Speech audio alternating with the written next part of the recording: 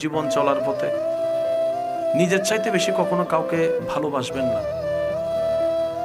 কাউকে এমন ভাবে গুরুত্ব দিবেন না যে ও গুরুত্ব না দিলে আপনার কষ্ট লাগবে, ওকে না পেলে আপনি মারা যাবেন।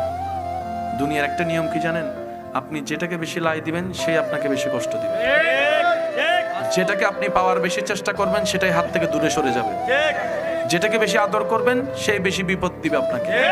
যাকে আপনি গোলাপের মতো করে লালন পালন করে বড় করবেন, দেখবেন সে আপনাকে বেশি কষ্ট দিয়ে চোখের মধ্যে পানি আনাবে। এটা দুনিয়ার নিয়ম। এটা কেন হয়? দুনিয়া বুঝাই দেয় তুই রবকে ছেড়ে দুনিয়ার পিছনে লাগলি কেন?